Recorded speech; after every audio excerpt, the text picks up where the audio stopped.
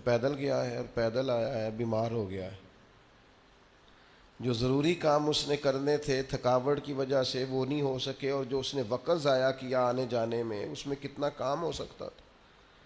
اب اس نے محنت تو کی ہے لیکن وہ محنت اس نے با مقصد، اچھا ہو سکتا ہے بیمار ہو گیا خدا نہ خواستہ تو ڈبل پیسے لگ جائیں۔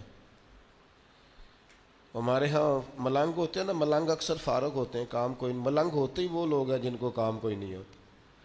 تو پیدل جا رہے ہیں داتا صاحب، پیدل جا رہے ہیں وہ حضرت بابا صاحب، تو کہیں نہیں کہا داتا صاحب نے کہ میرے پاس پیدل آنا۔ داتا صاحب تو خود گھوڑے پہ بیٹھ کے آئے تھے جب اپنے علاقے سے آئے تھے۔ تب یہ کون سا آپ کام کر رہے ہیں جو بے معنی ہے، مبہم ہے، مہمل ہے؟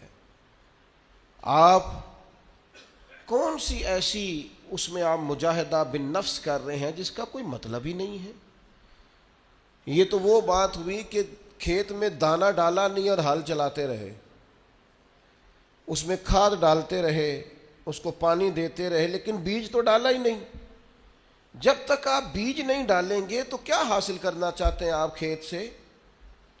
حصول کیا ہے آپ کا، مقصد کیا ہے؟ اچھی طرح اس بات کو سمجھ لیں کہ محنت بھی با مقصد ہو، بے مقصد بلا وجہ کی۔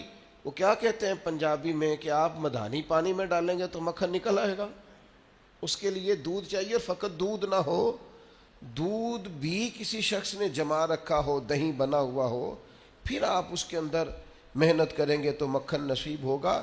بلا وجہ کی مشقتیں کر رہے ہیں، بغیر کسی سبب کے جدبو جا رہے ہیں، 100 کلومیٹر کا 200 کلومیٹر کا سفر کر کے، مقصد کیا ہے؟ 2 تصویریں لینی ہے۔ مقصد حیات ہے میرے بھائی، وہ سفر کیا